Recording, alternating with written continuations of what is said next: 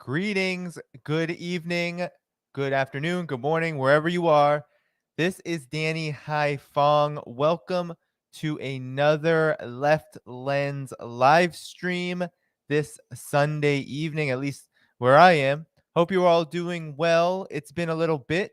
I took a little break. I didn't have my equipment with me where I was, but now I am back home and ready to continue. I have back-to-back nights, this night and then tomorrow, which I just made public. You're going to want to make sure you catch tomorrow's stream as well. So Monday night, I am going to be live with Nixie Lamb beginning at 9:30 p.m. Eastern Time. That is tomorrow at 9:30 p.m. Eastern Time. And Nixie Lamb is a legislator in the Hong Kong Legislative Council. She is a council member, and she is very good. She knows a lot about the history of Hong Kong. She knows a lot about the politics of Hong Kong, and I really want to focus on the politics. So it's going to be very interesting to get her take on the recent changes that have occurred in Hong Kong. So you want to catch that tomorrow evening, 9:30 p.m. Eastern Time. So how's everyone doing? I'm going to go through the chat. While you're coming in, of course, you know what to do. Like this video. Make sure you like this video to boost the algorithm. So if you haven't liked it yet, do that right now. Subscribe to the channel if you're new here. So if you're new to this channel, you want to subscribe, hit that button, and then hit the notifications bell as well so you know when I am going live. And then, of course, I am about 14, I think 13 now subscribers away from my goal for this month, 500 subscribers. I'd hit it before, but every month there's kind of like this exodus going on because of the economic situation. So I'm trying to get my way back up to 500 to keep myself at the goal that I've established. So please do patreon.com/Danny Haiphong to support this work. The link is in the description. So first, let me know how I sound as I'm going through and saying hello to you all. So as you're liking the video and doing all that other good stuff, sharing the video, I'm just going to say hello. Hello, Tian Wong. How are you doing? Good to see you. Good to see you, Alex. Hello, Cam. And we got Desert Mantis. Hello, hello. Let's see who else is here. Nadia, good to see you.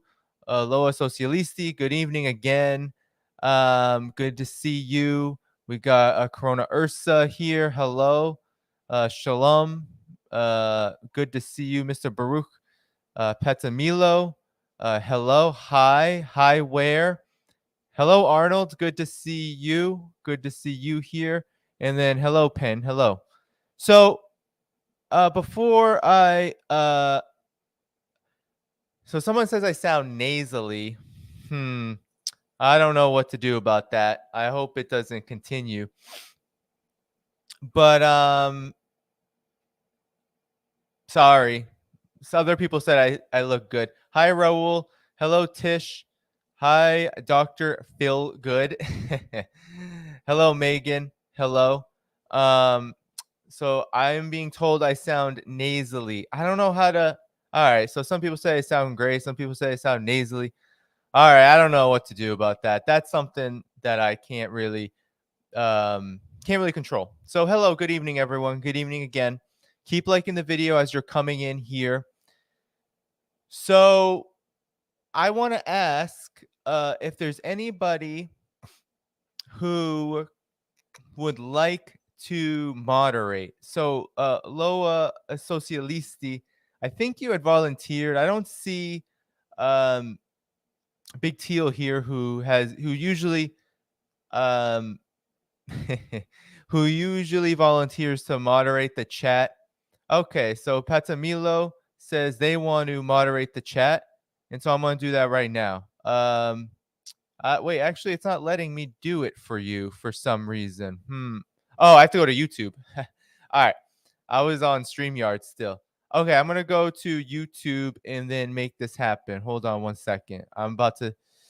So all you that like the video, like this video, of course, keep hitting that like button, sharing the video. I'm going to make Petamilo a moderator. So there we go. You are now a moderator for the chat. So, we got those porn bots and all that stuff always coming in here. And sometimes we have trolls, racists, fascists. You know how it is. But thank you, Patsamilo, for being so dedicated and meaning that you're going to actually stick around for this whole stream. I really appreciate it. Oh, Chima Madu wanted to moderate. Can I make a couple of moderators? I think I can. So let me see. Chima wants to moderate. So it looks like I can. All right. So Chima is now a moderator too. I'm going to stop it there though. All right. So let me just say first of all that I'm sorry if I sound nasally. I've actually was in the sun a lot this week. I'm kind of sunburnt right now. I actually feel like I sound nasally. It says if you have an equalizer in your software, lower 1.23 dB to get rid of the. Sounds fine though without. I don't know what any of that means, Rev Tap Out, but I really appreciate it. All right. So everyone says I sound fine for the most part. So I'm just going to move on. I hope you all are doing well this evening. So I have a couple of things I want to talk about. I'm going to go over extensively China's response to, I went over how I thought China would respond. Now I want to talk about how China actually did respond to Nancy Pelosi's incredibly, how should I say, provocative trip to Taiwan. Okay. So we're going to talk about that, what China has done, and we're getting into some of the reactions to it. There's been some very interesting reactions, one of which comes from the New York Times. We're going to actually do what I like to do, which is cross the Rubicon, so to speak, go from New York Times to Global Times to look at how the response has been different. But I want to go over how China responded to Pelosi's very provocative trip, which almost set off a military confrontation between the United States and China. And so the U.S.'s belligerence was on full display. And we're going to talk about how China responded to that belligerence. And I think it's been quite interesting. And then in the second half of the program, there's going to be two things.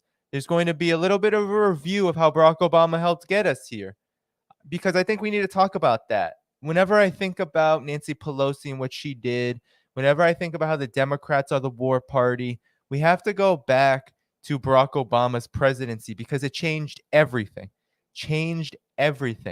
And we can't talk about this provocation that Pelosi just did without talking about Barack Obama's legacy. So I'm going to go over an article I wrote at the end of the Obama administration, part 8 of what I call the Obama Legacy series that I wrote for Black Agenda Report. We're going to go over that. We're going to go over what people were saying about Barack Obama and how Barack Obama, in terms of his foreign policy, and how Barack Obama really did pave the way here. Nancy Pelosi, well, yes, there was almost unanimous support. There was unanimous support for Afghanistan, and there's very little challenge to Iraq, although Pelosi was a voice so-called against the invasion of Iraq during the Bush era. The way that Barack Obama came onto the scene and how his politics changed the way the Democratic Party does war, how they deal with the U.S.'s warmongering, it's the empire, how they participate in it, and how they talk about it, is rarely looked at. So I want to look at that because I think it's an important piece of this. And at the very end, if there's time, I'm going to try to get off before 11 p.m. Eastern time tonight. But if there's time, we're going to talk about Mario says, am I still on Patreon? I just want to say, yes, I am. And you should sign up at patreon.com/DannyHaiFong, where I still am looking for about 13 more subscribers. So anyway, back to the outline of what's going to happen tonight.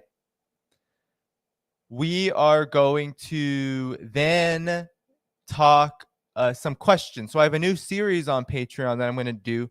So each live stream, especially live streams, I don't know if every interview live stream I'll be able to do this, but certainly every live stream where I'm by myself, I will definitely take some time to go over your questions.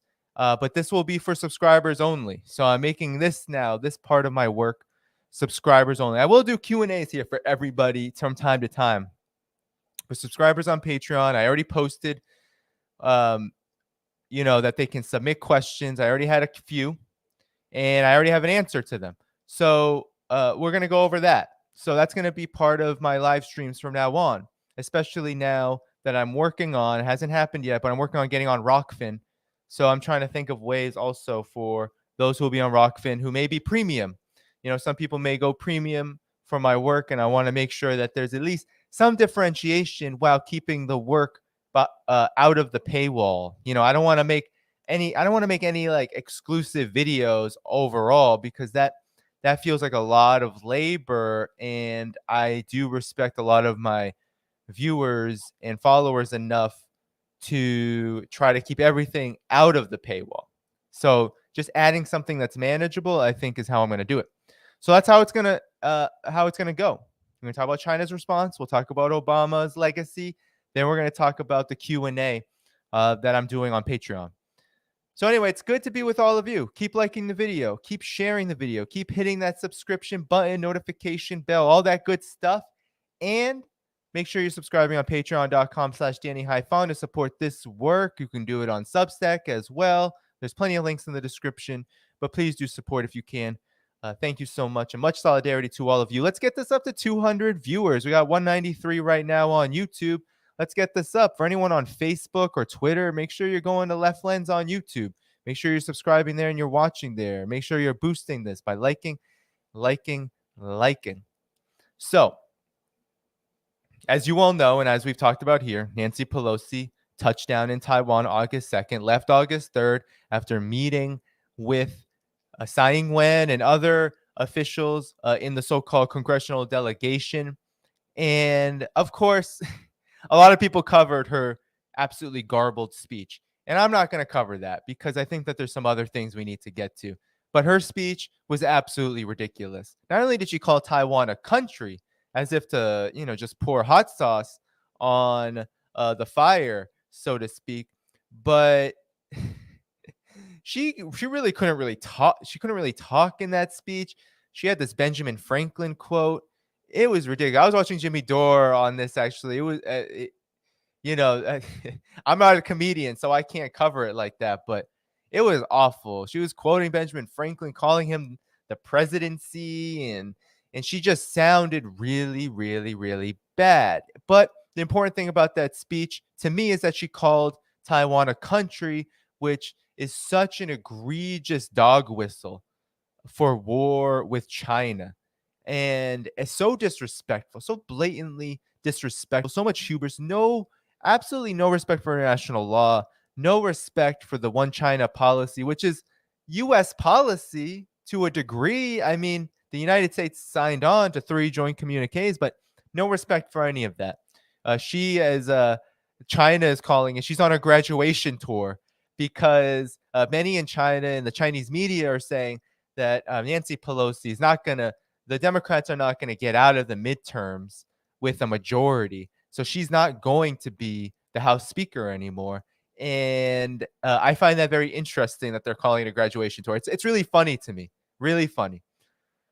So let's get into the response. So people were holding their breath. I had people sending me messages saying, Danny, I have so much anxiety right now. Funny enough, my therapy clients weren't paying attention to this as much as they were the special military operation in Russia. In Ukraine that Russia launched, where I had a lot of therapy clients saying, Danny, I'm very anxious that there's going to be a world war. Not so much with China, which was, to me, I think shows just how deep the propaganda is and how little people really know about China and how the media has kept people even more bamboozled, in my opinion. And how, especially where I live in New York, liberals are way more weaponized against Russia than they are China, while you have on the other side the GOP, the right-wing faction of the ruling class. They're all right-wing, but the hard right faction of the ruling class is much more mobilized against China politically. But both of them share the same general policy orientation. So that's where the propaganda helps divide up the attention. And that's a big problem. So I didn't have as much of that in my professional life. But in terms of people who follow my work, they're paying attention to China. And I had a lot of people message me saying, Danny, I have a lot of anxiety about this. I, uh, I can't sleep. And while I definitely could sleep, thankfully, I'm not always the best sleeper. I can tell you that I was actually worried. And the reason why I was worried was not because of China. I didn't think China would make any kind of miscalculation. I didn't think they would do anything that would instigate something. They weren't going to fall for the bait. And they certainly weren't going to allow Nancy Pelosi to completely diminish China's standing on the world stage. Absolutely not was I worried about that. But I was worried about how the United States would handle this, about how the USS Ronald Reagan would handle this. I was worried about how the intelligence apparatus would handle this, right? I was worried about those kind of things. Accidents, quote unquote. You know what I'm saying? That's what I was worried about because we know that there is jockeying going on. I've heard Douglas McGregor, who is Trump's I believe he was a national security advisor. Maybe he was he defense secretary for a little bit? Anyway, he was a colonel. He's a general. He said something really interesting on Fox News to Tucker Carlson. He was like, look, China would defeat the United States because the United States has to go by sea. That's how they're militarily encircling China. And China has all the technology they need to defeat the United States in that kind of war. And well, I definitely believe that. I also know that the United States' military apparatus is so hawkish and so absolutely incapable of admitting defeat or even admitting weakness that what comes after that. And that's what I was worried about to some degree. Although for most of my, I would say,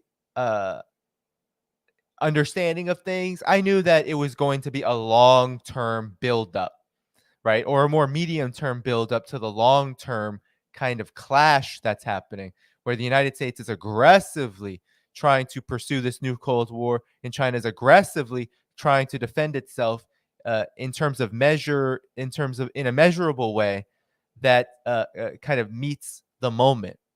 And so I want to talk to you about how China really did respond. And so let's look at the 8 measures that China took. These are big measures, okay?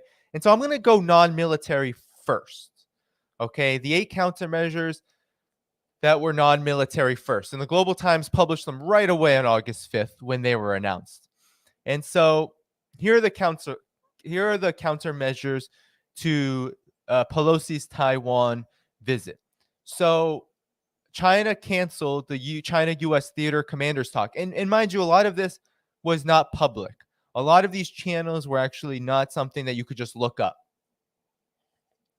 So the China-U.S. theater commanders talk, the China-U.S. defense policy coordination talks, basically the U.S. and Chinese military, the PLA and the U.S. military talking to each other, the China-U.S. military maritime consultative agreement meetings, the China-U.S. cooperation on the repatriation of illegal immigrants, China-U.S. cooperation on legal assistance in criminal matters, China-U.S. cooperation against transnational crimes, China-U.S. cooperation on counter-narcotics, and then China-U.S. talks on climate change. So those are either suspended or canceled. So basically what this means, the first 3 mean here, the canceled, it means that the United States and China are almost at a point, not entirely, but almost at a point where the militaries, every level of the they're not going to talk to each other.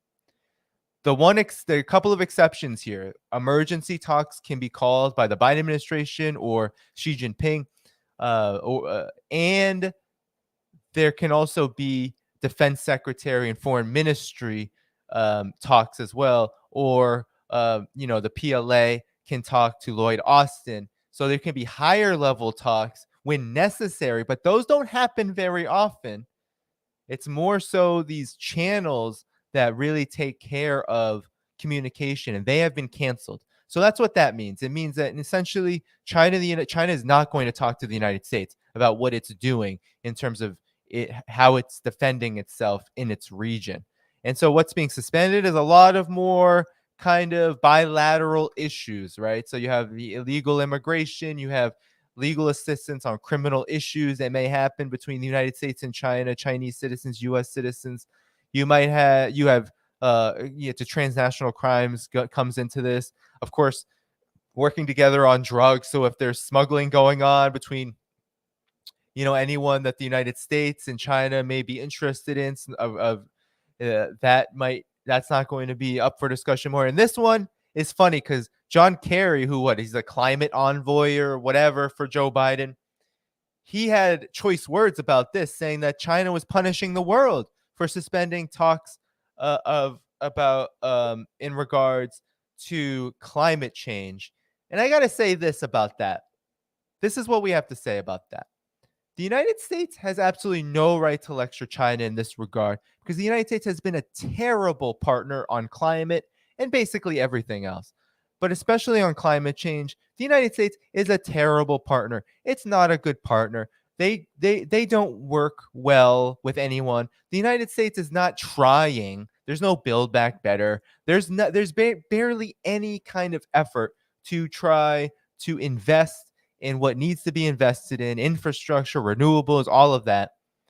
While China is by far and away the world leader, China doesn't need the United States to tackle climate change. It's one of its main goals. It doesn't need the United States to do that. But of course, China would much rather cooperate. However, there has to be consequences, and this is one of them. And I think it's a smart one because we already know that the United States, Joe Biden, has sanctions on China's polysilicon industry, which mainly comes out of Xinjiang, mainly comes out of the Xinjiang Uyghur Autonomous Region that has been so propagandized about, that has been so demonized, right? That has been used as a chip in this new Cold War against China. And there are sanctions on Chinese corporations that make this very valuable material for renewables. So it's not like this doesn't have precedence. The United States has used climate change as a propaganda weapon against China. And this is one way that China is saying, no, you've crossed the red line in Taiwan. No more. We're not going to work together on this. We're going to do what we need to do, but we are not going to work together on this. And that you need China in order to address this situation. And so it's one way to pressure the United States politically, because a lot of people want climate change addressed in the United States. The United States can't really do that. Not that it is, but let's say there was pressure from below. Let's say there was actually some kind of sea change in the United States. The United States still wouldn't be able to because they would need to ease relations with China enormously, because China is the factory for renewables. It is essentially the most critical country in this regard, because not only is it the biggest economy, but also it's the biggest investor in renewables, and it has the most experience, to be honest. And so John Kerry has no right to lecture China. China is going to continue on with climate change. And China, these measures show that China doesn't really need the United States. China doesn't need the United States on defense. China knows what's happening right now. There is a military encirclement going on, and it's not contrary to, and hopefully we'll get to play this video, contrary to CNN, when they were interviewing Roger Waters. The guy said, I don't know who he is, some hack, oh, China is militarily encircling Taiwan. And Roger Waters says, no, Taiwan is part of China. I would add to that the United States is the one militarily encircling China. So China doesn't need to have extensive talks with the United States on this. China actually has the right to defend itself in any way possible from that kind of aggression. And Pelosi's Taiwan visit threatened war. It threatened war because it violated an agreement that is the foundation of normalization between the two countries. The one China policy is the foundation for any kind of relationship between the United States and China. So really, to violate it is declaring war on China. People don't seem to understand that in the West, in the United States, because they think that this is some kind of just some kind of simple, basic. It's not that big of a deal, but it is. It is a big deal. So I want to just show you why. So here is, I just want to show you, China has already been pursuing and is only making progress on climate change. Here's Bloomberg magazine. This is recent. This was in less than 2 months ago.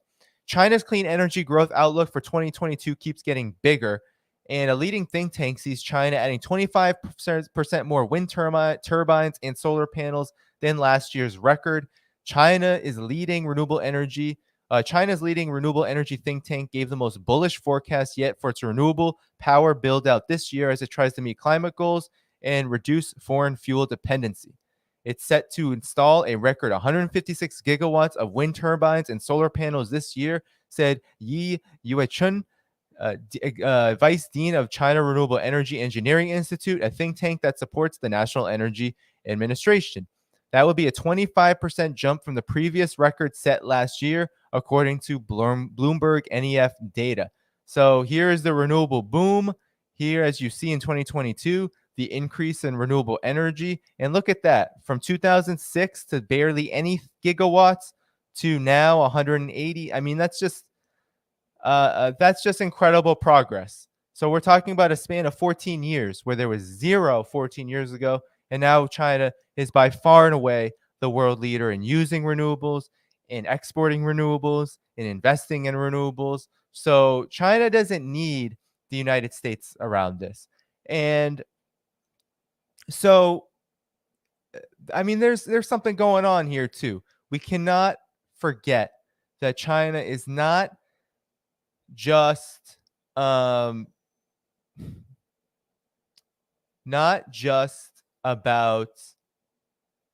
the fact that China and the United States are not going to cooperate on climate or security, but it's also that China does not feel as dependent on the United States anymore.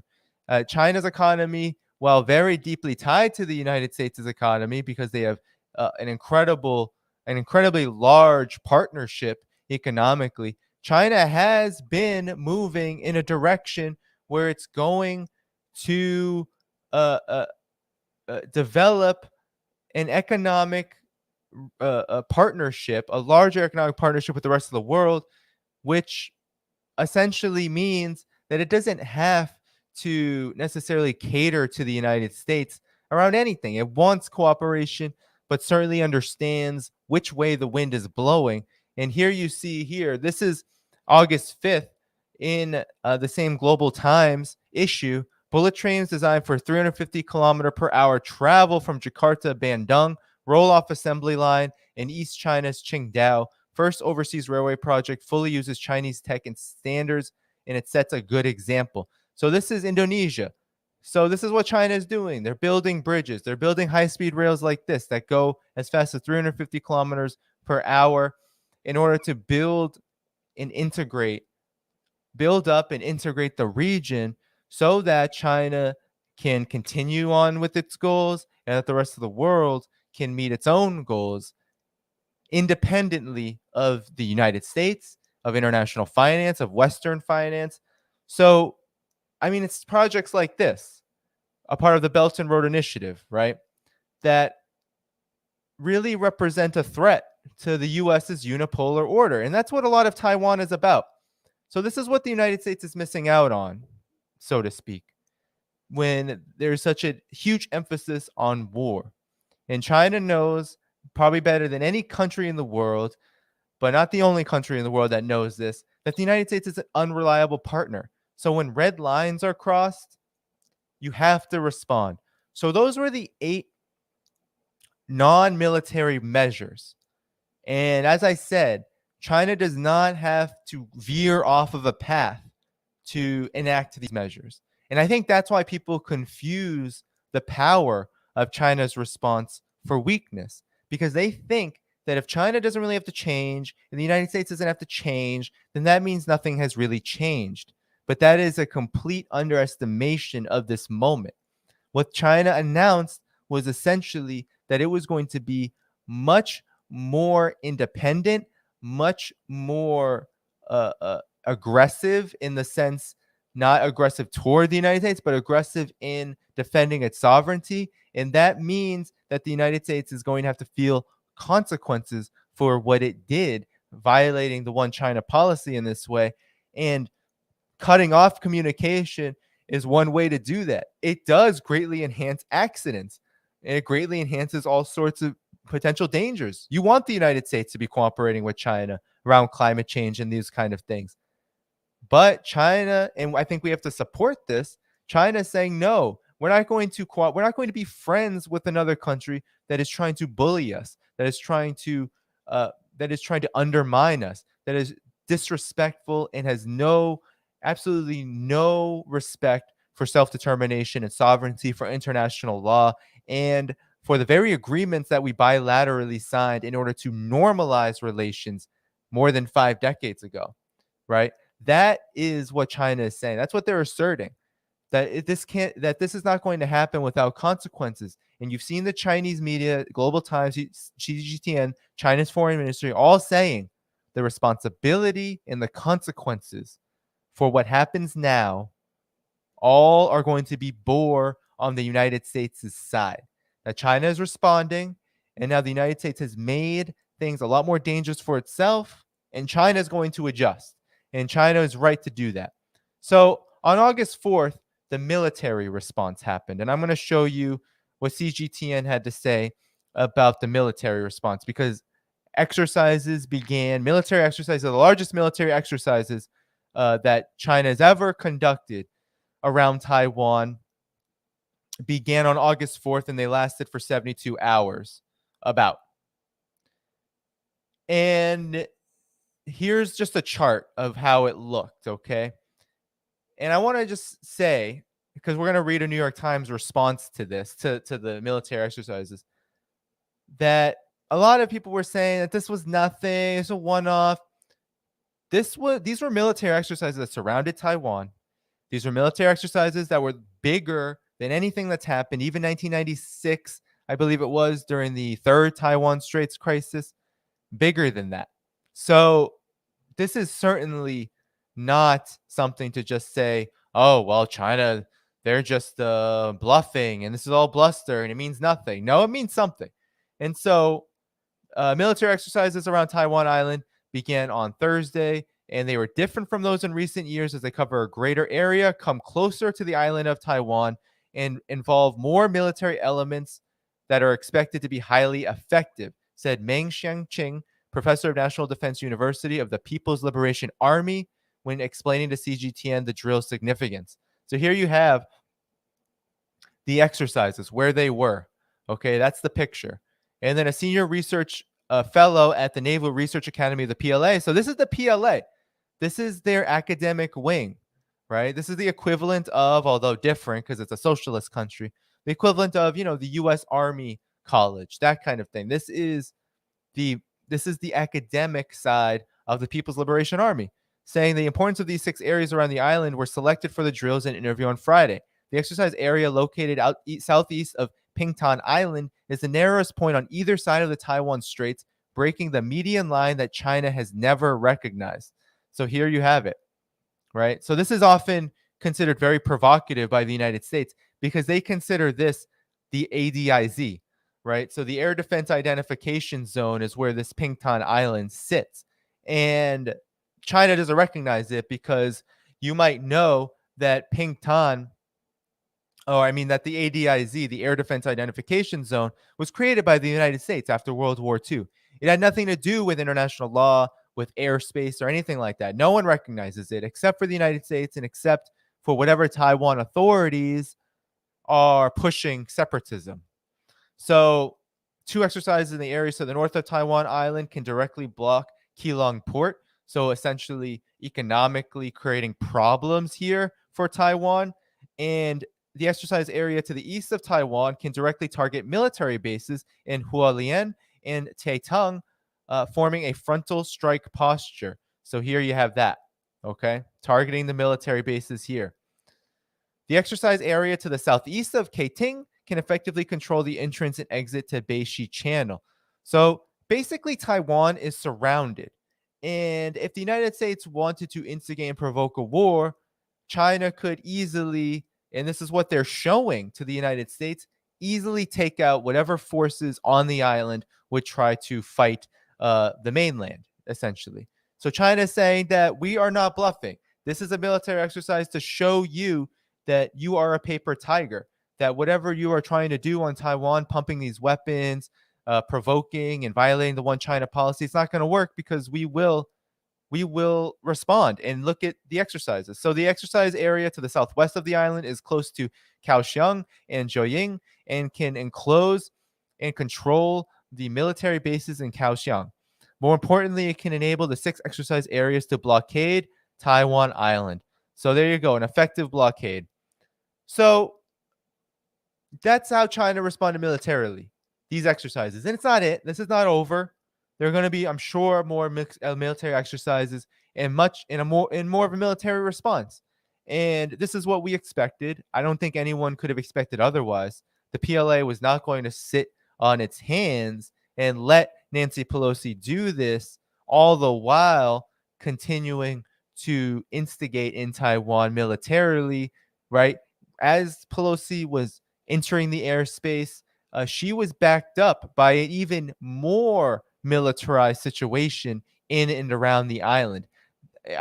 That is why the PLA is responding. And it's also responding in a way to demonstrate that China indeed can just easily overrun any kind of attempt by the U.S. to back some sort of conflict. It would not end well, and China sent, I think, a very powerful message that it would not end well. So now I want to show you the way in which this is really funny. The way in which the New York Times responded to this. I'm going to try to do this quickly because I want to get to the other 2 segments. So this is really, to me, the New York Times has actually become somewhat of an entertaining read around these issues. And it's not always the most, the longest kind of reads around these things. It's like they don't put that much work. They don't put as much work into these things as you thought that they would. And this was really the only response I could find to China's response. You had the corporate media, of course, quoting John Kirby, National Security Council spokesperson, talking about this being provocative and aggressive, blah, blah, against the status quo. You had that kind of thing.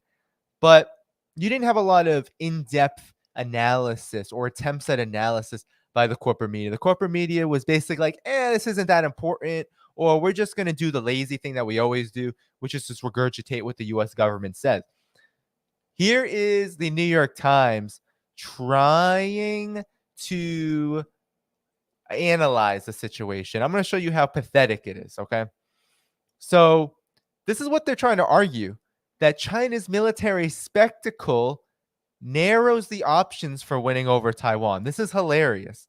So basically they're arguing that China's military, the exercises were designed to deter Taiwan from moving further away from Beijing, but they also indicated how few policy carrots China has. So China doesn't have as many carrots as they think they do, according to the New York Times. This is the argument. It's very entertaining because it's so far away from the reality of the situation. So China's 72-hour spectacle of missiles, warships, and jet fighters swarming Taiwan was designed to create a firewall, so they even use all this language already, right?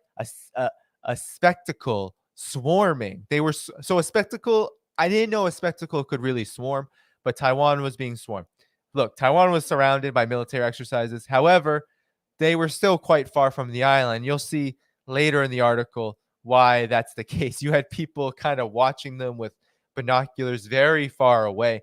But nonetheless, this is all to make us think that there's like China is trying to literally come on the doorstep of the island. It wasn't. It's just surrounding us, showing that something could happen. Anyway, the firewall. What a great term, right? Because of the Great Firewall. They want to really show that they know how to dog whistle China. A blazing, made-for-television warning against what Beijing sees as an increasingly as increasingly stubborn defiance backed by Washington of its claim to the island. So this is just defiance. It's not a violation of the law. It's just defiance. We're maintaining a high state of alert, already ready for battle at all times, able to fight at any time, declared Zhu Guanghong, a Chinese Navy captain, in a People's Liberation Army video about the exercises, which are expected to end on Sunday. We have the determination and ability to mount a painful direct attack against any invaders who would wreck unification of the motherland and would show no mercy. Hey, you don't show mercy in a time like this when there is literally a war being provoked. I mean, that's just a strong message. But again, it's to scare us because we're supposed to think China's being the aggressor here. Why is China being so aggressive? We don't have no idea. This article gives you no context. But even if China's display of military might discourages other Western politicians from emulating Nancy Pelosi, who enraged Beijing by visiting Taiwan, it also narrows hopes for winning over the island through negotiations. Beijing's shock and awe tactics may deepen skepticism in Taiwan that it can ever reach a peaceful and lasting settlement with the Chinese Communist Party, especially under Xi Jinping as its leader. So here we go. Nothing is going to change after the military exercises. There will be one like this and then another, said Li Wente, a 63-year-old retired fisherman from Liuqiu, an island off the southwestern coast of Taiwan, less than 6 miles from China's drills. They're as bullying as always, he said, adding a Chinese saying, digging deep in soft soil, which means give them an inch and they'll take a mile. So, again, so supposedly they spoke to this fisherman. I don't know how. I don't know. Maybe they did. So they're trying to say that this fisherman is saying nothing is going to change. There will be one like this and then another. They're as bullying as always. So basically saying that China is the aggressor. So someone on this island, they interviewed them. They said, China is the aggressor. They'll take a mile. You give them an inch, they'll take a mile. What are you talking about? The United States has literally not only traveled farther than a mile, taken more than a mile, they've crossed the red line. No mention of that. No mention of the red line. One China policy, nothing. This is irresponsible journalism. This is just warmongering. This is trying to get you to think that this ordinary poor fisherman, right? He has all this validity because he is supposedly saying, and I don't have any confidence in the New York Times translation capabilities, supposedly saying that China is bullying. That's China doing the bullying. I would love to see that translation. Mr. Xi has now shown he's willing to bring out intimidating military stick to try to beat back what Beijing regards as a dangerous alliance of Taiwanese opposition and American support. Chinese military drills across 6 zones around Taiwan, which on Sunday included joint air and sea exercises to hone long-range airstrike capabilities, allowed the military to practice blockading the island in the event of an invasion. So blockading the island, yes. In the event of an invasion, not really. This is all about deterring. China is very clear. This is about deterring this from happening again because what the United States did was the provocation. Do you see how this goes? So again, they're trying to still sell that China is just going to invade this island just because. They're going to invade Taiwan just because. No, Taiwan will come under the will become part of a larger conflict between the United States and China because the United States is violating the law. No mention of this whatsoever. And all this emphasis on Xi Jinping, right? Because they want to make you think that Xi Jinping is some sort of incredible dictator, this like beyond belief, right? Larger than life dictator. So while the exercises were scheduled to end on Sunday in Taiwan, the Taiwanese authorities were not sure they were done. So that is a hilarious thing to put in an article. So one, the United States has attempted to, with the authority, the administration in Taiwan, has tried to militarize it. And we know that the United States has personnel there.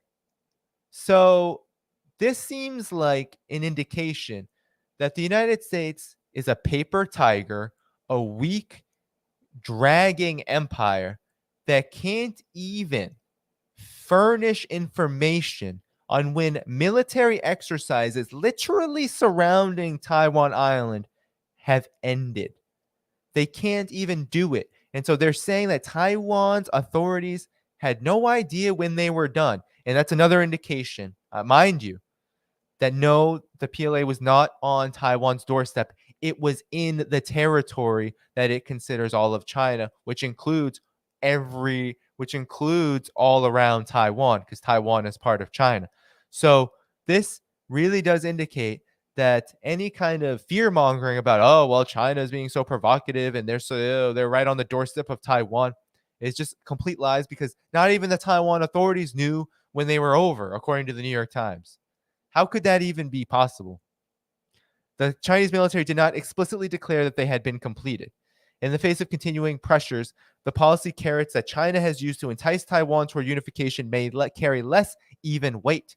During previous era of better relations, China welcomed Taiwan's investments, farm goods, and entertainers. That's a weird sentence. That's how you know the United States is not in the business of trade anymore, not in the business of actually economically investing at all, is when you have the New York Times, the paper of record for the capitalist class, talking about farm goods, entertainers. I mean, what? Anyway, so as you can see, they're not trying very hard. The New York Times doesn't try very. They don't try hard at this.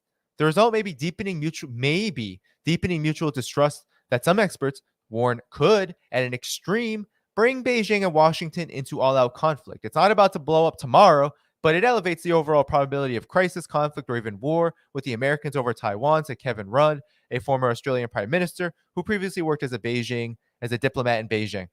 Taiwan has never been ruled by the Communist Party, but Beijing maintains that it is historically and legally part of Chinese territory. The Chinese nationalist forces who fled Taiwan in 1949 after losing the Civil War also long asserted that the island was part of a greater China they had ruled. All right, United States corporate media mouthpiece, military industrial complex mouthpiece, New York Times. They don't even acknowledge that the United States, they say Beijing maintains that Taiwan is legally part of Chinese territory. Oh, no, no, no, no. This isn't just China. The United States, in all of the joint communiques, says that Taiwan is part of China. That is 100% true, regardless of how the Taiwan Relations Act undermined that beginning after 1979. No matter how much the United States has undermined this over and over and over again over that period of time through arms sales and through political coercion and interference, and then, of course, the militarization on top of the arms sales, that doesn't change the fact that the United States agreed to this. They did. But since Taiwan emerged as a democracy, it emerged in the 1990s, growing numbers of its people see themselves as vastly different in values and culture from the PRC, the People's Republic of China. That political skepticism toward authoritarian China has persisted and even deepened as Taiwan's economic ties to the mainland expanded. So this is how you know the New York Times is political propaganda, because they don't even put these words in quotes. No self-respecting journalist that's trying to claim they are quote unquote doing objective investigation. This is not an op-ed. This is not an op-ed. This is not what I do. I do op-eds. I do analysis. I don't generally do investigation. But this is supposed to be some kind of report and literally calling Taiwan a democracy and China authoritarian. So that's how you know you're being propagandized and that you're being lied to. Quote, the attractiveness of the carrots in China's Taiwan policy, economic inducements, right? They're trying to make China seem like a pimp or something, like it's some kind of like China's economy is some kind of just it's just some kind of brothel or something, right? Like this is absolutely inducements. Has now fallen to its lowest point since the end of the Cold War. A political science at Academia Sinica, Taiwan's top research academy. This is Wu Jianmin. The card it holds presently is to raise military threats toward Taiwan step by step and to continue military preparations for the use of force until one day full-scale military offensive on Taiwan becomes a favorable option. So this is how you know that the United States only talks to separatist hacks. This guy is trying to make the argument that it is China that is doing all the military threats, that it's just China ramping things up, being aggressive. No context. This is just China being bad. As if China doesn't have any reason to conduct military exercises and to respond militarily to egregious constant violations to the One China policy, Nancy Pelosi's visit being one of the biggest, if not the biggest, in the last 2 generations. So saying the card, this is a card. No, this isn't a card. This is a response. This is something that's always on the table if this red line was crossed. Reunification by force was always on the table. It's not preferable. China has never said it was first. It's always maintained that it's the last. Peaceful reunification is the first, the second, and the third. But the United States is not allowing it. Since the late 1970s, Deng Xiaoping and other Chinese leaders have tried to coax Taiwan into accepting unification under a one country, two systems framework that promised autonomy in laws, religion, economic policy, and other areas as long as the island accepted Chinese sovereignty. But in increasingly democratic Taiwan, few see themselves as proud future Chinese citizens. Support for Beijing's proposals sank even lower after 2020 when China imposed a crackdown on Hong Kong, eroding the freedoms that the former British colony was promised under its own framework. So you see, we're going to get into this with Nixie Lam, right? The legislator in Hong Kong's legislative council. We're going to talk about this relationship, the way that the U.S. media talks about Hong Kong and Taiwan, because they're very connected, right? What China did with Hong Kong to stamp out color revolution sent a shockwave, a message, because a lot of these forces actually went to Taiwan afterward, safe haven. The way that China responded with the national security law, with very methodical, largely peaceful response to what was a violent so-called uprising, has the United States very worried about Taiwan, because in my estimation, what the United States is really worried about is not some sort of military massacre or crackdown, quote unquote. It's that once the possibility is floated and China says the red line has not just been crossed, but now there's no return. Now there's no more preparations. Now we're just full scale ahead. Once that happens, what happens on Taiwan Island will be very interesting politically.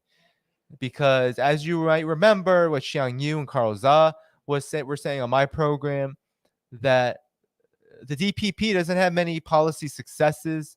Separatism is very much an ideologue kind of movement. It's driven by ideology and not necessarily with policy benefits. So once there is a material force that places pressure on its vulnerabilities, we'll see if it can stand. I think not. And I think that's why the United States is so worried. So Mr. Sheikh has continued to promise Taiwan a one country, two systems deal, and he may return to offering Taiwan economic and political incentives if he can influence the island's presidential election in 2024. If he can influence, supposedly, he interfere, right? China's always interfering in all elections, even its own. Taiwan's current president, Tsai Ing-wen, must step down after her second term ends that year, and a potential successor from her DPP, Democratic Progressive Party, which rejects one China and favors independence, may be more pugnacious towards Beijing. In the years after that election, China's leaders likely want to show some substantive jumps forward on Taiwan, not necessarily unification, but some results there, said Wang Xinxian, a professor at the National Chengchi University in Taipei who studies Chinese politics. Xi Jinping is the kind of man, this is how you know hacks, right? And this is how the corporate media does it. The only people they know or are willing to talk to in China, Taiwan, wherever, Hong Kong, are separatist, anti-China, anti-communist party hacks. What China generally calls liberals, but the most reactionary and extremist of the liberals. So look at this quote. Xi Jinping is the kind of man who repays enmity with vengeance and repays kindness. But when he takes vengeance, it is repaid in double. So what am I supposed to do with that other than think, New York Times, you're a propaganda rag. You are a rag. I don't want to wipe my behind with this rag. That it's so poisonous. Like, this is absolutely disgusting. What does this even mean? This means absolutely nothing. There's not even a single example that the New York Times could give that this Wang Xianxian at this, probably a festering separatist developing university. There's no examples that they could give about this. Repays enmity with vengeance. Where? What vengeance? What vengeance? What has China done? China said, let's cooperate. What has the United States said? Let's wage war on China. That's been the relationship over especially the past 10 years. Repays kindness. What does that even mean? You're making it seem like good relations with China is some kind of mob like tribute. China can't have some kind of policy where good things come for others who are good to China. That's just how relationships work at all levels, especially at the international level. That's how it should work. But imperialism says, no, no, no, no, no, no, no. We get all the benefits, you get nothing, right? No, China, why is that bad to repay kindness? And then he says, when Xi Jinping, mind you, this is all about Xi Jinping, right? A hyper focus on how bad Xi Jinping is. Vengeance is repaid in double. So when he takes vengeance, it's repaid in double. Where? How? The anti-corruption campaign? Oh, you mean all those people that were literally trying to damage China's economy, political system, social fabric? Those forces have been punished. Oh my, such a crime to tackle corruption. Oh, I guess he's taking vengeance out on the environment with all of this renewable energy and reforestation that's been going on. He's taking vengeance out on the poor for eradicating extreme poverty. Xi Jinping is just such a terrible guy. Terrible. Oh, and China, Xi Jinping is trying to enforce with strength the one China policy, a policy that the United States has agreed to. So terrible. What just vengeance repaid in double. I feel like I'm in The Sopranos. I feel like Tony just assassinated another another, like this is how it's ridiculous. Absolutely ridiculous. So anyway, there's not that much more. One puzzle that hangs over Taiwan is whether Mr. Xi has a timetable in mind. He has suggested his vision of China's rejuvenation to a prosperous, powerful, and complete global power depends on reunification with Taiwan. The rejuvenation, he said, will be achieved by mid-century. So some see that some see that time as an outer limit for his Taiwan ambitions. This is ridiculous. This is all just speculation. We now have a 27-year fuse that can either be a slow burn or a fast burn, says Mr. Rudd, the former Australian Prime Minister, who is now president of the Asia Society, which is a complete hack think tank. The time to worry is early 2030s because you're closer to the countdown zone to 2049, but you're also in Xi Jinping's political lifetime. So it's just all about Xi Jinping. It's all about him. So in 2019, in an agenda setting on Taiwan policy, Mr. Xi asserted that China hoped to unify Taiwan peacefully, but would not rule out armed force. He called for exploring ways to update what a one country, two systems arrangement for Taiwan would look like, and the Chinese government assigned scholars to the project. Such plans, Mr. Xi said, must fully consider the realities of Taiwan and also be conducive to lasting order and stability in Taiwan after unification. Oh my gosh, horrible. So William Klein, another hack, a U.S. diplomat posted in Beijing, who now works for SGS Global, a consulting firm, which I haven't even looked up yet, but I'm sure it's a consulting firm that does military contract work, says their strategy is to narrow the possible universe of outcomes to the point that their preferred outcome becomes a reality. So military capacity, first and foremost, calibrated at present as a deterrent. So even he will say, no, this isn't about aggression. This is about deterrence. But the proposals Chinese scholars have put forward on Taiwan highlight the gulf between what Beijing seems to have in mind and what most Taiwanese could accept. So this is important. The Chinese studies propose sending Chinese officials to maintain control in Taiwan, especially if Beijing wins control by force. Others say that China must impose a national security law in Taiwan, like the one imposed on Hong Kong in 2020, to punish opponents of Chinese rule. And we're going to get to the security law, national security law, with Nixie Lam tomorrow. So make sure that you are in that stream tomorrow night. at 9:30 p.m. Eastern, because we're going to talk about what that really means, because this is what you've heard. National security law, it's a crackdown.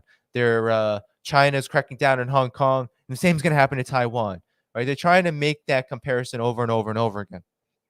And all of these scenarios are ridiculous in some ways, but this one is not necessarily ridiculous. There might be, and I think this should be acknowledged, and it's a good thing, that China is going to look for legislative ways, so shocker, right? Constitutional ways to change the law so that there can be deeper and stronger relations between the mainland and Taiwan, meaning some kind of national security law may be necessary. I mean, look, if Taiwan is truly part of China and we're talking about a one China policy, it is within China's right to do this, and to do this with the understanding that it is about ensuring that the one China policy can continue. That's how it would be framed, and that would be correct. So we shouldn't rule that out. And the New York Times actually, I guess, got that one. It must be recognized that governing Taiwan will be far more difficult than Hong Kong, which is true, whether in terms of geographic extent or political conditions, said a prominent law professor at Wuhan University, wrote an outline for China's unification. And Taiwanese society, they wrote, must be re-Sinified to embrace official Chinese values and to fundamentally transform the political environment that has long been shaped by Taiwanese independence ideas.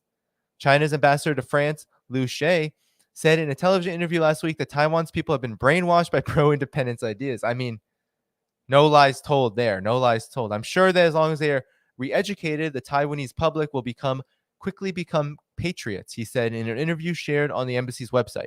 Not under threat, but through re-education. So re-education is funny because that word has been used as a dog whistle too, as some kind of creepy thing. But as Xiang Yu said here on this, but also just I've said it before, Taiwan has changed the way education happens in Taiwan. And there's been a lot of propagandizing. There's been a lot of building up this independent sentiment.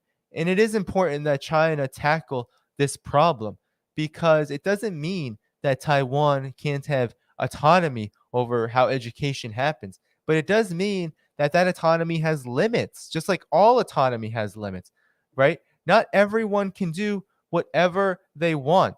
Right? You can't do whatever you want. You can't do anything that you want.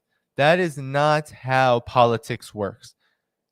Re-education is necessary because if the one China policy is going to stand, people in Taiwan, especially the youth, need to know that there are consequences to violating this law and that the United States is behind these egregious violations. The anti-China propaganda that has flooded Taiwan through separatism is having an effect. And this is misleading. The National Chengchi University poll opinion survey that they cite, because here you see they're saying that few have an appetite for reunification on China's terms. 1.3% respondents favor unification as soon as possible. 5.1% wanted independence as soon as possible. So that actually does not prove their point, because that means you have, and I'm not going to pull up the poll here, but many people have pulled it up. Actually, what this means is that most people want the status quo. They don't really want to change right now. And that should be obvious. Why? Right? Why would Taiwan not want to change right now? Well, you have these forces of, you have a one China policy on the one hand that places the threat of war very much in play if the United States or China violates it. Arguably, China has not violated this policy, but nonetheless, those are the consequences. And then you also have separatism and this incredible propaganda campaign by the Democratic Progressive Party that's trying to use this ideology for political capital and has latched itself onto the United States to do so in a kind of neo-colonial arrangement. And so now you have most people wanting the status quo and growing splits between those who want reunification eventually and those who want independence eventually. That's the majority. The majority sits somewhere between there, 80+%. So this citation here is absolutely ridiculous. It's a sentence that is not backed up. Very few have an appetite for unification on China's terms. Well, this opinion survey says only 5.1% want independence as soon as possible. So that means most people don't want it on the United States' terms either. So here you have cherish our freedoms, blah, blah, blah, blah, blah. People, it seems that some people are concerned at a local. For me, it's just a small episode in ordinary life of Taiwanese. So, of course, they talk to some opposition person. I cherish our freedom of speech and don't want to be reunified by China. Supposedly, this is someone who sold fried sticks of braided bread dough in Taiwan. Whatever, right? It's like all these random quotes that are only there to furnish a propaganda point. But that's how the New York Times responded to the military exercises, okay? And it's all they focused on. They didn't focus on anything else. The New York Times doesn't care about any substantive issues, climate change, defense coordination. Who cares, right? Let's just fearmonger over military exercises that were the doing of Nancy Pelosi. Could have been avoided altogether. There was absolutely no benefit for working people, for anybody really, other than the elite. This trip served nothing other than that, other than political capital, other than tough on China, and of course, tickling the fancy of the military-industrial complex and those hawkish China, anti-China forces in the duopoly and in the ruling class that want to test the waters on this. That's what this served, and that's why New York Times, they serve the same masters, so they don't talk about any of the substantive stuff that I just talked about. They only harkened in on these military exercises and spent. Did you notice something about that article? 80% of it focused on things outside of the topic. That the argument was China doesn't have much to offer Taiwan for reunification now that it has stepped up military exercises. But it didn't talk about China and Taiwan's trade. 40+% of Taiwan's trade happens with the mainland.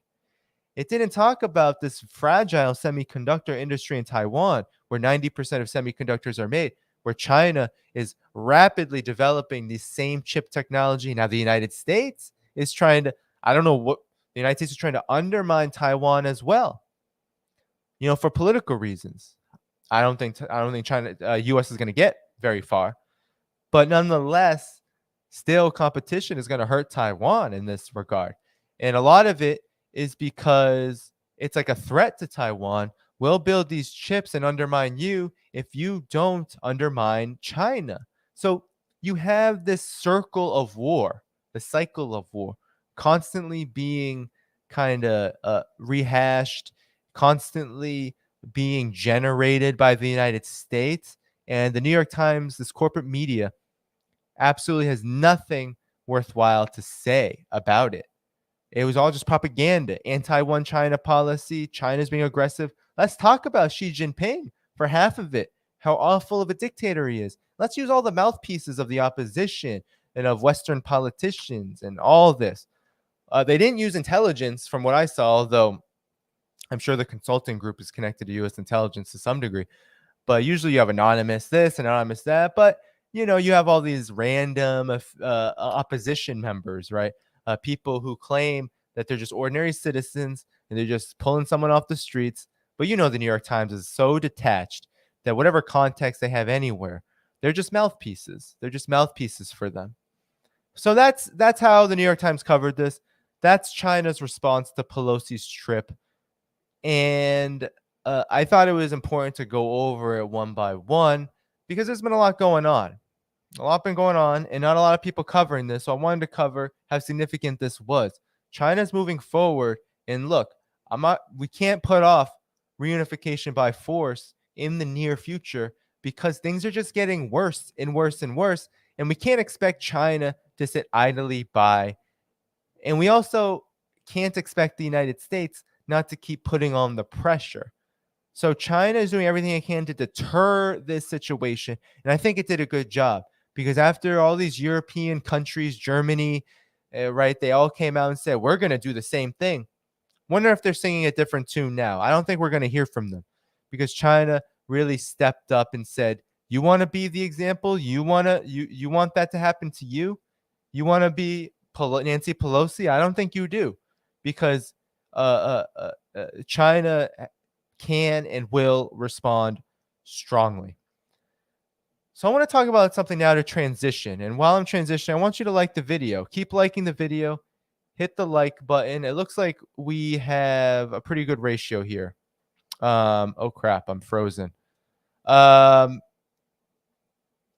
I hope you can still hear me, but my web browser has frozen, so I can't do anything. I'm just not going to touch it. So while I wait for that to return and hopefully don't crash out of this, I want to talk about how Barack Obama laid the conditions for Pelosi's visit. And I want to show you how that I'm going to show you how that is the case, because I think it's really useful to remind for a reminder for ourselves. I'm just going to check something here. Oh shit. Am I still live? Okay. I am still live.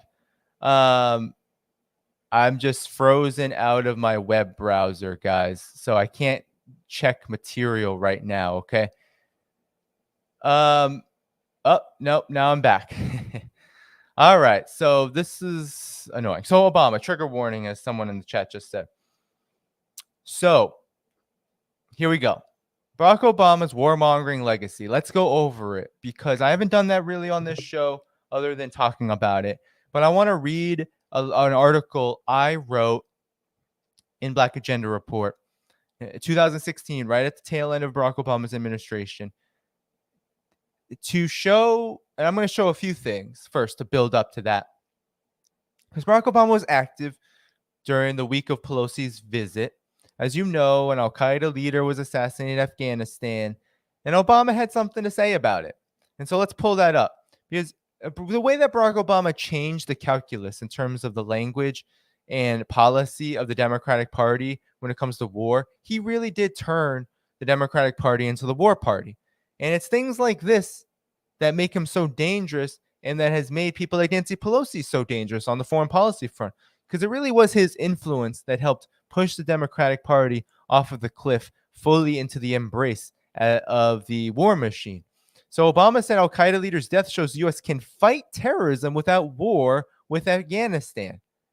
Mind you, this guy, Ayman al-Zawahiri, he was killed in Afghanistan. So the United States was bombing Afghanistan. So there you have the contradiction. So more than 20 years after 9/11, one of the masterminds, supposedly. And so I'm not going to get into al-Zawahiri. Definitely heard of the guy. I would have to do a lot more research, but I know that, of course, we can't rule out the ways in which the United States helped produce the so-called extremists, the jihadists, so-called jihadists that conducted the 9/11 attacks, connected to Saudi Arabia, U.S. intelligence, Israeli intelligence. We can't rule all that out. But the point of this is to show that Mr. Barack Obama, former president, the most dangerous, I think, president of our lifetime, or lifetime in term my lifetime, he says that we can finally fight terrorism without war. Okay, so that's how he responded. And I want to remind you how Barack Obama helped shift, and this was before he was president. So that quote is very reminiscent of the ways in which Barack Obama used his talents for the war machine to change the way people even think about war. And so how did he do that? Well, he did it by bamboozling the so-called left, mainly liberals, maybe Democrats, who were opposed to the invasion of Iraq, the U.S. invasion of Iraq under George W. Bush, who were opposed to Bush administration policies. He was able to, under the guidance of the military state, under the guidance of the capitalist class, manipulate his way into not only just president, but to being really the chief propagandist of war. And in 2002, Barack Obama gave a very important speech. So this is before many people knew who Barack Obama was. This is before anyone was really talking about Barack Obama as that's a possible presidential candidate.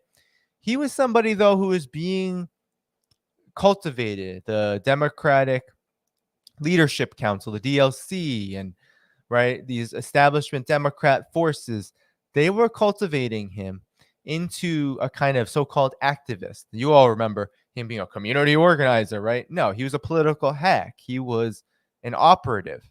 And here in 2002, he showed what kind of operative he could be, a very effective one. So in 2002, Barack Obama gave a speech in Chicago at a so-called anti-war rally.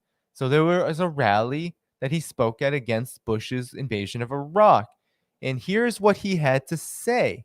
He said, "Let me begin by saying that although this has been billed an anti-war rally, I stand before you as someone who is not opposed to war in all circumstances. The Civil War was one of the bloodiest in history, and yet it was only through the crucible of the sword, the sacrifice of multitudes, that we could begin to perfect this union and drive the scourge of slavery from our soil. I don't oppose all wars." So here we have him talk about, I want you, I'm actually just gonna uh, fast forward. I don't want to let's read the whole thing. What I am opposed to is a dumb war. I'm opposed to is a rash war. What I'm opposed to is a cynical attempt by Richard Pearl and Paul Wolfowitz and other armchair weekend warriors in his administration to shove their own ideological agendas down our throats, irrespective of the costs in lives lost and hardships borne. I'm opposed. So he's talking about Karl Rove being a political hack to distract us. A dumb war. That's what he's opposed to. A dumb war. He's not opposed to war. He never was. But Barack Obama was able to create a line in the definition of what a war was, and he carried that into the administration. How did he do that? He dismembered and destroyed the War Powers Act in the invasion of Libya, arguing that not only was this a smart war because U.S. troops wouldn't die, but also that it wasn't a war at all because of that fact. And so he, from the very beginning, 20 years ago, was redefining what war even was.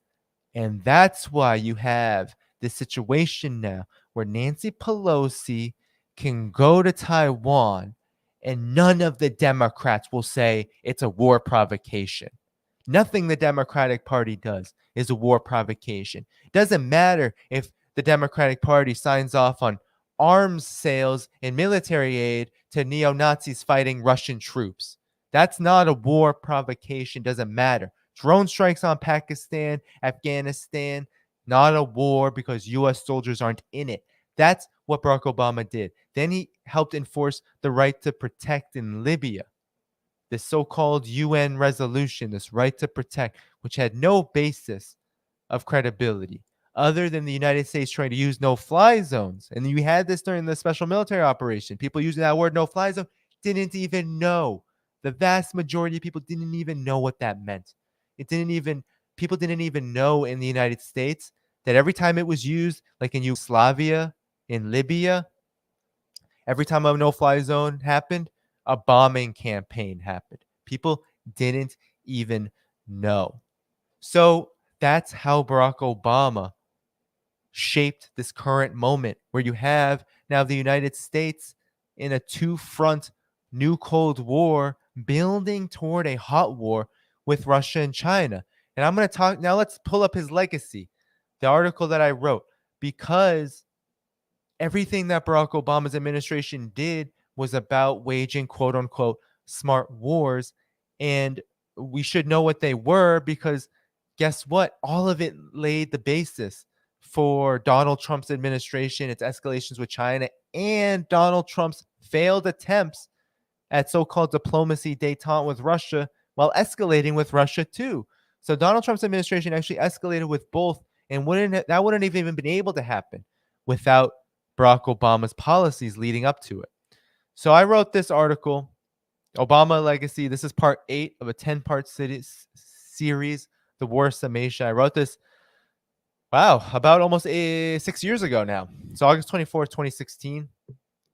And I'm I'm just going to read over it because it has, just the nuggets of information I think are necessary. Not everything, but as much as we need, I think, to understand Barack Obama's legacy as president and as the most effective evil of the war machine. So for 8 years, Obama set the world ablaze under a regime of endless warfare. So I said in part 6 and 7 of this series, I explored Obama's investment in war on the African continent and on the undocumented population that resides in the US. So again, that's part 6 and 7. But these two areas cannot possibly cover Obama's extensive record of globalized war and chaos.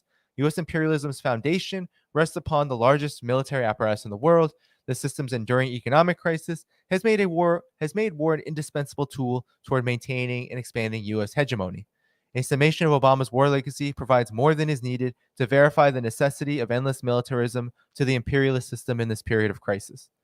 Obama inherited an economic crisis and two full-scale occupations in Iraq and Afghanistan that lacked support from the majority of people in the United States. Not only did Obama fail to end the wars in Iraq and Afghanistan, but he managed to expand them as well. The Obama administration sent 30,000 troops to Afghanistan in 2009 and devoted 8,400 of these troops to remain in the war-torn nation beyond 2016. Obama carried out these policies despite announcing in 2015 that he was against, quote-unquote, endless war in Afghanistan. So there you go, the surge. And the surge kept going, and it was only until 2021 when Biden haphazardly and embarrassingly so-called left Afghanistan, but yet the United States is still bombing there. So obviously hasn't left fully. Obama has taken a different but no less devastating approach in Iraq. The Obama administration announced a formal end to the occupation in 2011. However, the so-called end to the war included the maintenance of 5,000 private security contractors and almost 16,000 State Department civilian employees. Since 2014, the Obama administration has escalated the presence of U.S. Special Forces in Iraq to fight the so-called Islamic State, ISIS. Yet it has been acknowledged by multiple sources that it was the U.S. destruction of Iraq that ultimately led to the rise of ISIS in the first place.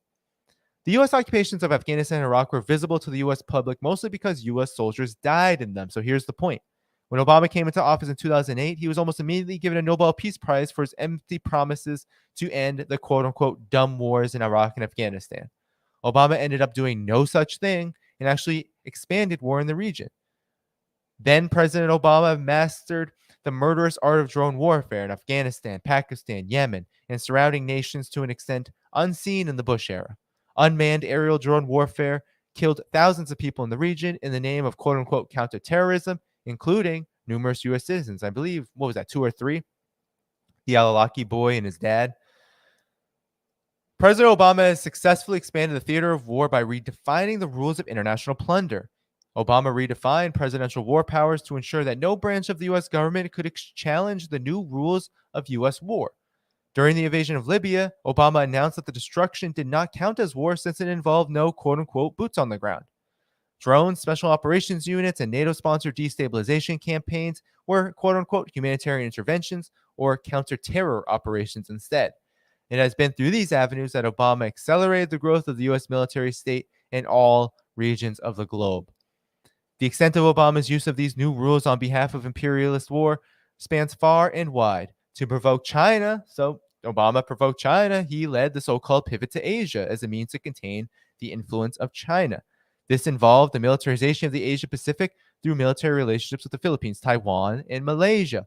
A recent report by the RAND Corporation has taken war with China one step further by offering scenarios as to what would happen should the U.S. wage a full-scale military invasion of China in the near future.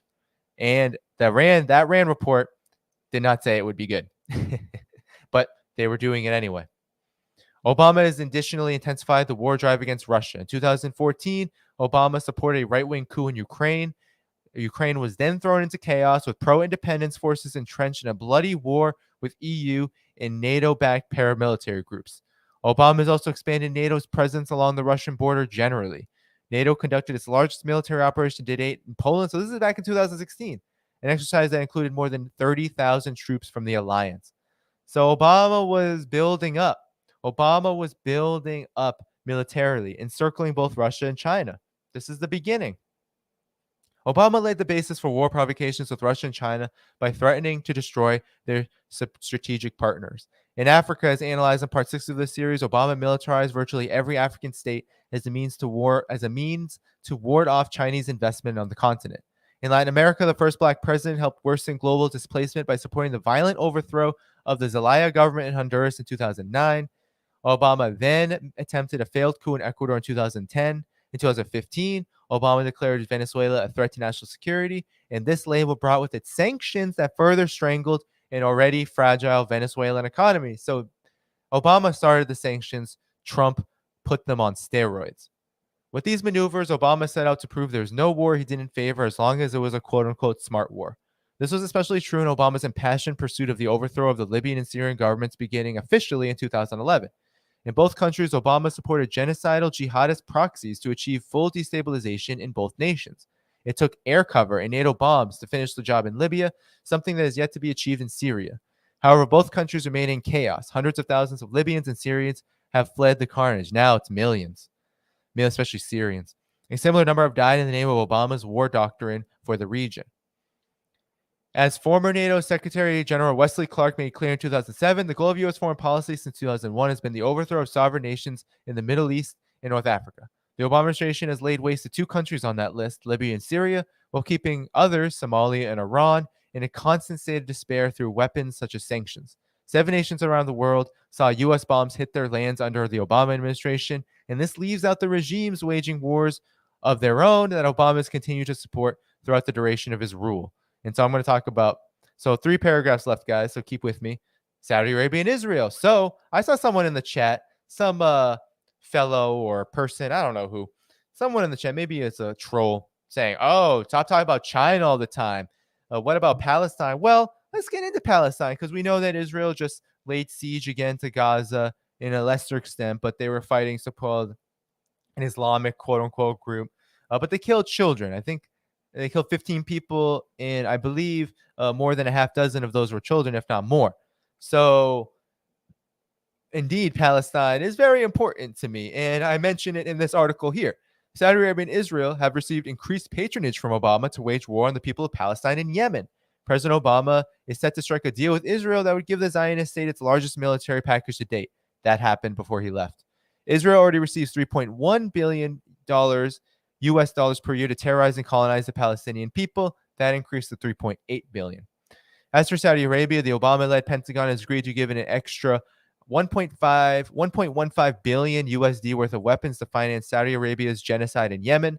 Tens of thousands of Palestinian Yemeni people have died as a result of U.S. arms sales to the Obama administration's 2 largest allies in the region. And now we know that the catastrophe in Yemen is even worse. I mean, it's the worst humanitarian catastrophe in the world right now, probably. Although Gaza and, the United States is just an absolute criminal empire. So, as I was saying, though, the Obama administration helped fuel those wars. When Obama was elected president in 2008, the U.S. military state was already enormous. 8 years later, Obama expanded the warfare state without protest from the vast majority of the public. The military has allocated 866 billion USD to war-related initiatives under Obama, as compared to 811 billion USD under his predecessor, George W. Bush. Obama set out to end quote-unquote dumb wars, but what he actually did was levy the death toll entirely on the targets of war. U.S. casualties from war have decreased under Obama, despite the fact that over 70% of the world is occupied with U.S. Special Operations Forces. Obama has transformed the theater of war to mainly consist of campaigns waged by drones and proxies under U.S. military guidance. So the ruling class awarded Obama with the Nobel Peace Prize in 2009 as a public relations stunt to boost the symbolic power of his rule. Obama ultimately served the warfare state and its imperialist masters better than any president could. His administration destabilized sovereign countries and sent masses of people all over the world into an early grave without mass protest. This could not be achieved under a Republican Party president. President Obama's legacy as a warfare president and a facilitator of a potential World War III scenario. So guess what?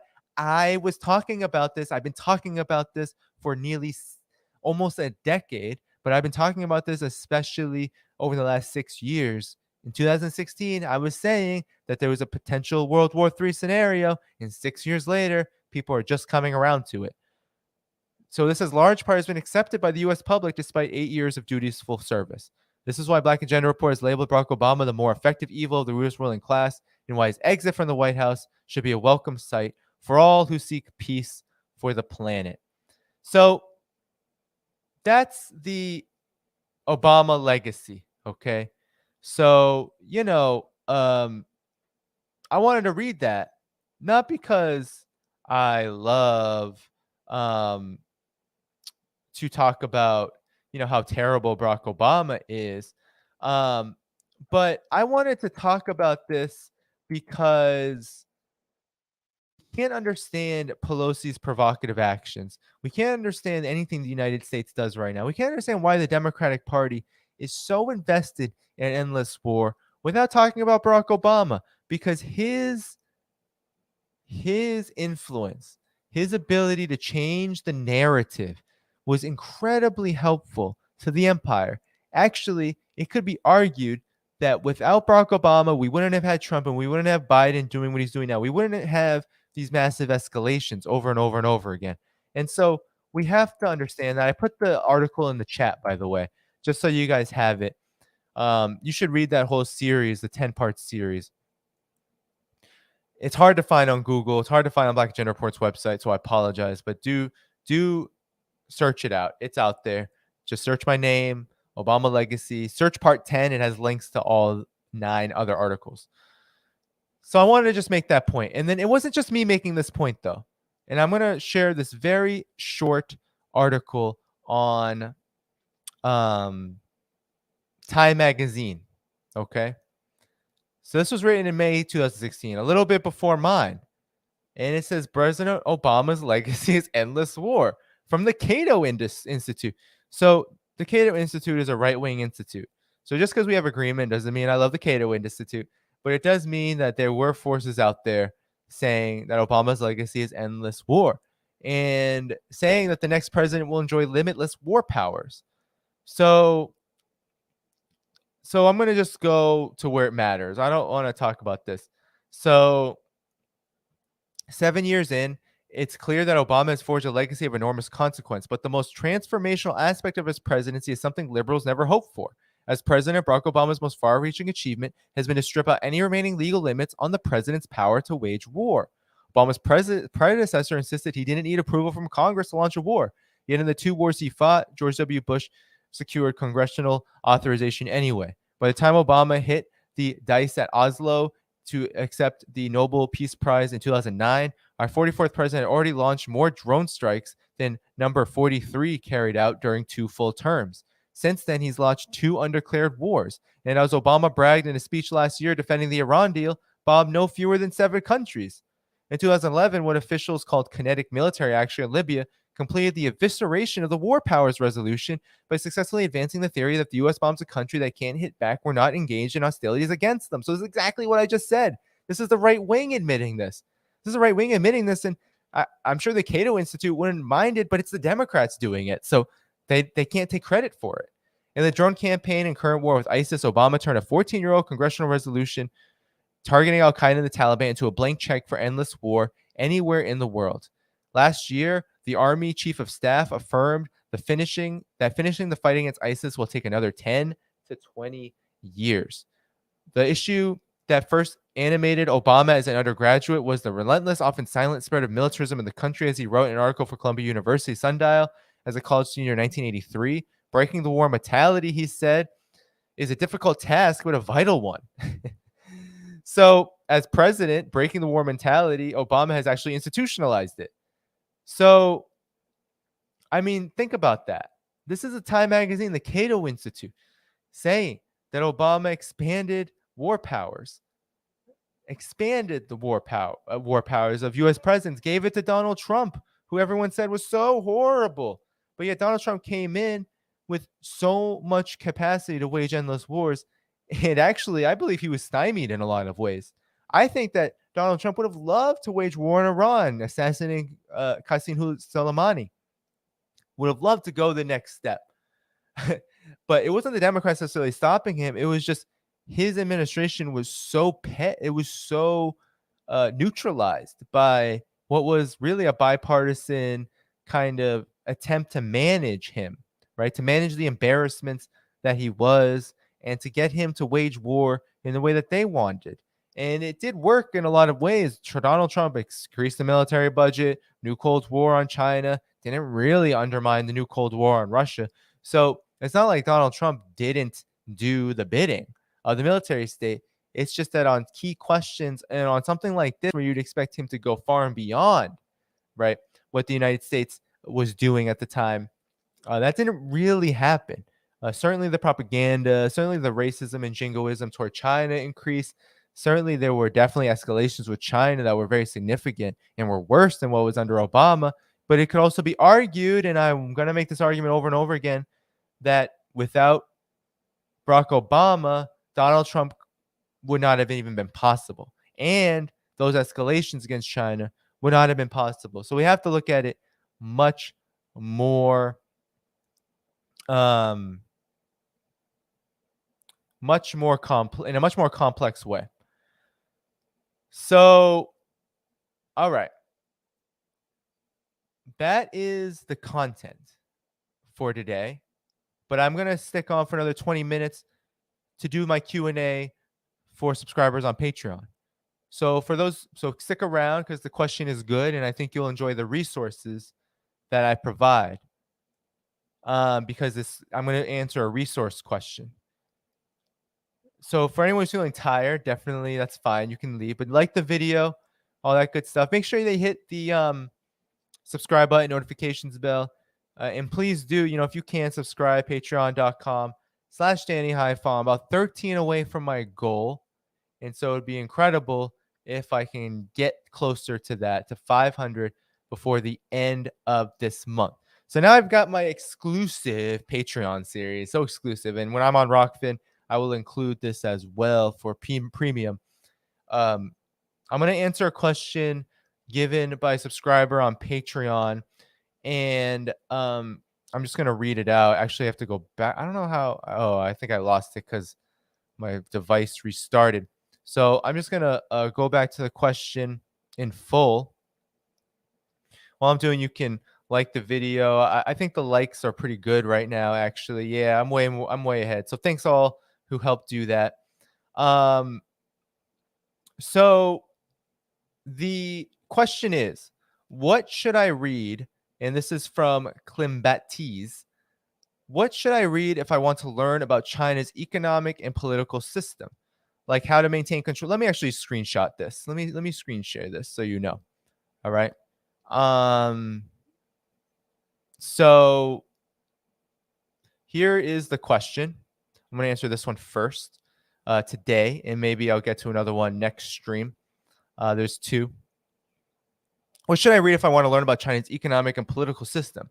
Like how they maintain control over capital, how their financial system is, what their political system is like, and how Communist Party chooses its leaders. So a huge question, right? So basically, this question is how can I read more about China? What are some good resources on how China manages its economy? How China institutes socialism?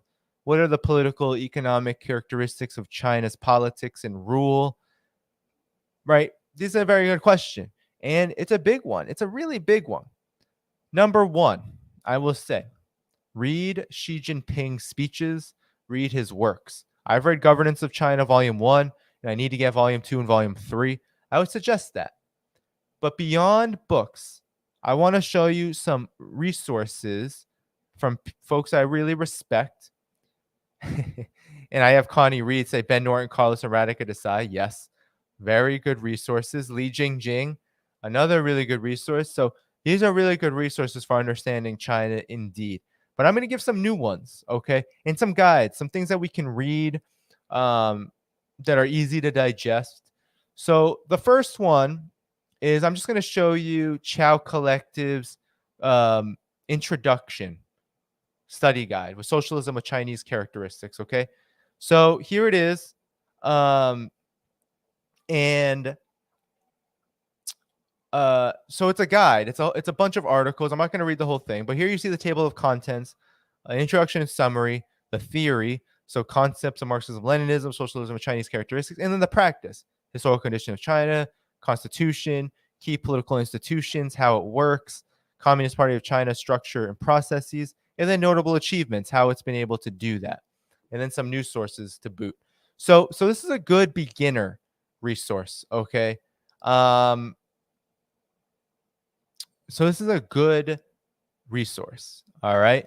So I'm going to just exit out of that. So Chow Collective's introduction to socialism. Okay. Socialism with Chinese characteristics. And I actually didn't want to do this, but I exited out. So I'm going to try to find it again and just copy paste it into the chat so you all have it if that's something that you want to look in more into. But I would say one of my favorites, and you might not know this person, um, one of my favorite speak authors and writers about China. This is about its political process, but it's about more than that. Is a gentleman, Roland Bohr. Roland Bohr. And I'm going to share the article that I'm going to share with all of you. So he is a Marxist philosopher. He actually works at Dalian University of Technology in China, and he's a Westerner, and I believe he's Australian. Don't quote me on that. But Roland Bohr writes a lot about China's socialist democracy. He does a lot of research into China's political system, socialism. And so I think he is really a go-to for that. So here's an article he wrote. We need to talk more about China's socialist democracy. Okay. So I'm not going to read the whole article. But he goes over the electoral democracy, how that works. He goes over the consultative democracy and how that works, because there's both forms. There's grassroots democracy, right? So, and then he gives an example. Okay, he gives examples of how it works. So it's an incredible. He has incredible books. I will say that the academic publishers make these books very inaccessible, but nonetheless, I'm putting that article in the chat. Um, he is a great writer. I really do enjoy his works. I really wish I could get his Socialism with Chinese Characters, a guide to foreigners. I could probably get it on. I could probably request it from him actually, so I could reach out and maybe I'll do that for this person and for all of you. But anyway, those are just a couple of resources I thought were good. And then Friends of Socialist China, guys, we're publishing um, a lot of work. Okay, so I'm going to give you that resource as well. Friends of Socialist China, we publish from all over the place, um, all over Chinese media, scholars in China and elsewhere, journalists, activists, whoever is writing about China. We're looking for those resources, and we're also taking original publications as well. And so I would say um, definitely look into this. Roland Bohr, very good resource. Friends of Socialist China, very good resource. Not to toot my own horn, but I co-edit that. So there you go. If you want to learn about China, there are places you can go. It's not something that's impossible. Okay, it's not impossible to learn about it. Um, and reading people like Roland Bohr, Chow Collective, us, Friends of Socialist China, you will get there. You will get there. Brian Berletic. So people also have really great in the chat. So yeah, that's the answer to Klimbatis, my Patreon subscriber, who I am very grateful for their contributions, and I am grateful do this segment with all of you, to share resources, do some of that research for you all, to share it, and there's another question, but I don't have time tonight. I'll try to get to it tomorrow, maybe after the interview. But yeah, I think that's a good place to kind of begin to wrap up. All right. So tomorrow, guys, I didn't do a call in tonight. I think I have to send a notice saying I got back. I was on the road, a couple hours away, and didn't bring any equipment and didn't want to rush it tonight. And so I want to do the stream, make it good. And so maybe a call in tomorrow sometime during the day. And then in the evening, though, 9:30 p.m., this is the big one. You want to come. I have to send materials to them now. You want to come to the Nixie Lamb interview, okay? So I want to see all of you back for the Nixie Lamb interview. Whoever's left here, come back and listen to Nixie Lamb. She has an important perspective from Hong Kong's Legislative Council, from a lot of changes that have happened in Hong Kong in response to the U.S.-backed color revolution. You just want to know more about that. And this is part of me. There were suggestions about doing more in Hong Kong, Xinjiang. Still trying to get good guests on Xinjiang, trying to coordinate, but I'm definitely going to do that. And I'm also in the works of a short article about U.S. hypocrisy and empire going hand in hand. And so that should be ready. I also am trying to interview. I didn't cover it today because I wanted to interview a written interview, hopefully with KJ No about. He had a lot of interesting things to say about Democracy Now's coverage of the Taiwan situation. And so hopefully, if that interview happens, I hope that he's able to complete it. And if he is, I will be able to then publish that. And then I hope to have him on again. To talk about Democracy Now and how they cover the situation, because it was despicable. And Democracy Now has a reputation of this. So anyway, everyone, thank you all for coming. Before you leave, of course, hit that notification, hit that like button, hit that notification bell, subscribe button. Most important thing, though, is subscribe on Patreon, patreon.com/DannyHaiFong. And you can also go in the description and support other ways. But the best way to do it is through there. And, I'm going to continue to do this series with subscribers where I take your questions and then try to answer them. So if it's resources, let's do it. I probably won't, if it's a question more about that I can analyze and just provide my analysis for, I will. If you want resources, I'll gather those. So, this is really for subscribers on Patreon and for those who are able to and who are so generous enough to support my work in that way. And so that's just one part of the live streams that's going to happen from here on forward. But nonetheless, everyone, thanks so much for being with me today. It was good. I had fun. And, my wife is now overnights, so I feel it's very weird, but I will be on more in the evenings. And it seems like you guys like coming on in the evenings, and it doesn't seem like I'm overlapping. So yeah, no, I've experienced some pretty good, steady growth here on this channel. I saw some people having suggestions for me to speak to, and I'll say this about people elsewhere. Suggestions. This is just my closing remark. All right. Let's just say that if there's somebody that you think I should collaborate with, I'll just say 100%, 99.9% of the time, that person I've reached out to, and for whatever reasons, they don't respond back. So I'm just going to put that out there and throw that out there, right? If you guys, you can take it for what it is. But I'm very active now in terms of trying to get guests as well as collaborate on other people's shows. And most of the time, I am I'm reaching out. So, sometimes it doesn't happen. Jenny Lynn. Funny. And you know what, though? There are some folks who, because of maybe fundamental differences in politics, whatever it is,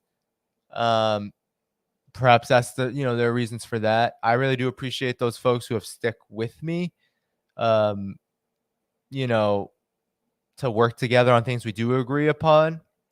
And then there is, I would say, something that's going to come out. What's in the dark will always come out in the light, as they say, the religious folks say. But I think there's some truth to that in regards to just the ways in which you see a lot of, folks that you may have seen me collaborate with in the past, not seeing that much anymore, or folks you might have seen, you might, see kind of gaining popularity and kind of siloing after that. You just watch for that. It'll come out. It'll come out. It won't just be uh, provocateurs and these like anarchist intelligence types. Eventually, everything will come out because this is a movement at the end of the day. And eventually, moments and conditions will come where we have to be more accountable to each other. At this point, what I do is I say, all right, if that's how if that's how they want to do things, I'm going to do things my way and try to set a different example. So you'll see. You will see. You will see the clickish. You already probably know the clickishness on the left. I try not to be like that. That's why you see me. I'm on everything that will have me, and I try to have everyone anyone that will, not anyone. I mean, I do have my limits, right? I'm not going to bring on. I'll actually say that I had to unlist Stephen Gowans' interview on my channel. I was not going to allow that to stand after what he did to comrades. This dude went after people. He went after Carlos. He went after people that are. He went after people. He did something that I find fundamentally something I will never support, which is to dog whistle for imperialism against Russia and China and sound like some kind of ISO type. Like, I'm never going to support that. And I'm not going to, honestly, I'm not going to platform that. I'm not going to like give airtime to that unless I'm debating about it, unless there are folks who really are so interested in debating, but I'm not even a debater either. So like, anyway, it's that kind of stuff that's like my red line, is once you start going after comrades in a very damaging way, that's it. This is a movement. This is freedom of speech. Like, I don't have to give you anything. So,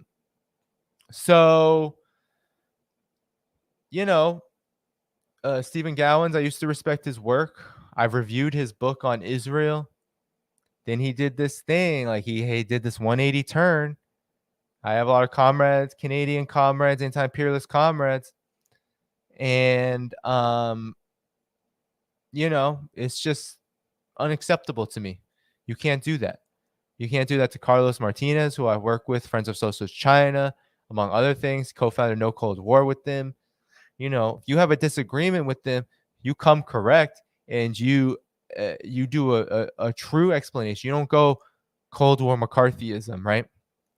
That's not leftism. The only way I'm going to put that on my channel is when I'm condemning it, right? So no, you're not my friend no more.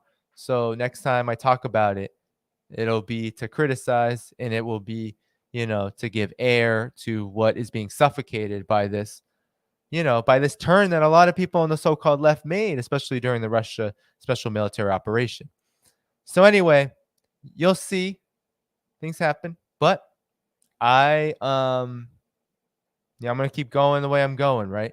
Continue to work with folks who are ready to talk about some of these difficult things, who are ready to talk mainly about China, right? Because that's what's so important to me, is to fight this new Cold War, to understand China, and to understand how our political movements in the United States are affected by this, and how we need to build a left that's capable of both anti-imperialism and, of course, communism. I'm a communist.